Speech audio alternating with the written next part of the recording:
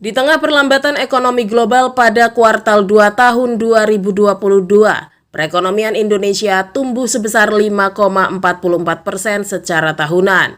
Angka tersebut meningkat 0,44% dibandingkan kuartal 1 tahun 2022 yang berada pada angka 5%.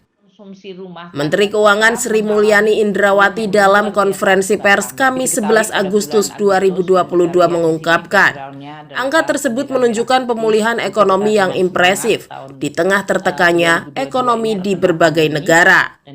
Sri Mulyani menjelaskan, pada kuartal 2 tahun 2022, sebagian besar negara mengalami perlambatan pertumbuhan ekonomi. Bahkan Amerika Serikat tercatat mengalami kontraksi dalam 2 kuartal berturut-turut pada tahun ini.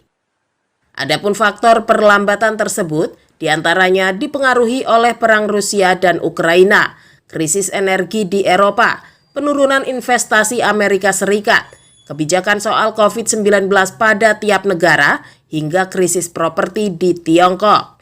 Namun Indonesia masih mampu menunjukkan pertumbuhan yang positif. Kondisi tersebut dipengaruhi oleh konsumsi masyarakat yang tumbuh 5,5% dan menjadi penopang pertumbuhan ekonomi Indonesia pada kuartal 2, terutama akibat aktivitas ekonomi yang meningkat pesat pada bulan Ramadan dan Idul Fitri.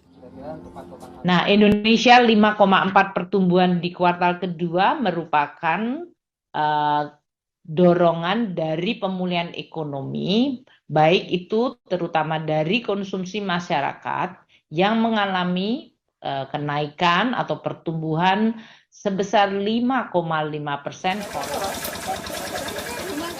Meski begitu, Sri Mulyani mengatakan tetap mewaspadai potensi inflasi tinggi di Indonesia sebagai dampak kondisi global yang tidak pasti akibat geopolitik hingga kenaikan harga komoditas. Salah satu inflasi yang perlu diwaspadai utamanya inflasi pangan yang pada kuartal 2 ini telah mencapai 11,5%. Di samping itu, pihaknya juga mewaspadai inflasi dari harga yang diatur oleh pemerintah seperti BBM, LPG, hingga tarif listrik yang pada kuartal 2 ini telah mencapai 6,5%. Untuk itu pemerintah telah menaikkan anggaran subsidi pada bidang energi dari 443 triliun rupiah menjadi 502 triliun rupiah. Sebagai konsekuensi untuk tidak menaikkan harga BBM, LPG, dan tarif listrik di tengah harga energi dunia yang melonjak. Tim Kantor Berita Antara mewartakan.